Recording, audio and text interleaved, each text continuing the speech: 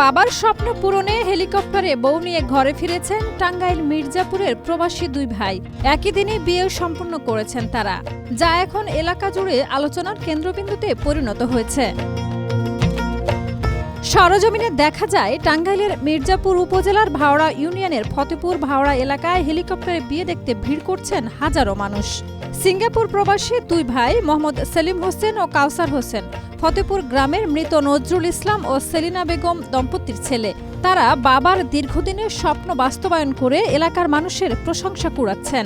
Colour expert এবং dark sap সমৃদ্ধ Orix advance detergent powder, আপনার লন্ড্রি এক্সপার্ট।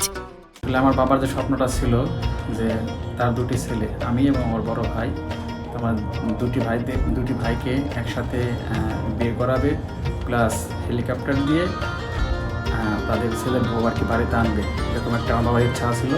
তো আমার বাবা অনেক আগেই মারা গেছে, তো তার স্বপ্নটা আমরা দুটি ভাই আজকে পূরণ করলাম। আল্লাহর কাছে লাখো কোটি শুকরিয়া, এবং এর পিছনে আমার মার অনেক বড় একটা অবদান ছিল। তো দেশবাসী সবাই আপনারা আমাদের জন্য দোয়া করবেন। বাবার স্বপ্ন ছিল দুই ভাইকে একসঙ্গে বিয়ে করিয়ে নববধূদের হেলিকপ্টারে করে বাড়ি ফেরানো। যদিও বাবা 10 বছর আগেই চলে গিয়েছেন, কিন্তু দুই ভাই আর পিছপা হননি। মা সেলিনা বেগমের অনুপ্রেরণায় তারা ঠিক করেছিলেন বাবার স্বপ্ন তারা পূরণ করবেন।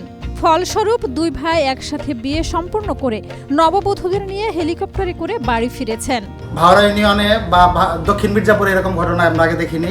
তার মা বাবার স্বপ্ন ছিল যে তারা দুই ভাই একসাথে হেলিকপ্টারে বিয়ে করাবে। এটা আমাদের এলাকার জন্য গর্ব।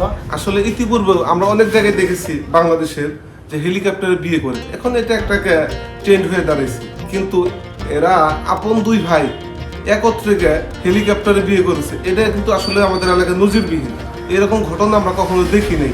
এ সময় উৎসুক জনতার ভিড় জমে ঘটনা দেখতে। স্থানীয়রা বলছেন এটি একদম অসাধারণ দৃশ্য, কল্পনার বাইরে। বর সেলিম হোসেন সাংবাদিকদের জানিয়েছেন, আমাদের লক্ষ্য কখনো টাকা, বিলাসিতা বা মানুষকে দেখানো ছিল না, শুধুই বাবার স্বপ্ন পূরণ করাই আমাদের উদ্দেশ্য। এই স্বপ্ন বাস্তবায়নে সবচেয়ে বড় অবদান আমাদের মায়ের। সেই সাথে তারা দেশবাসীর দোয়া প্রার্থনা করেছেন।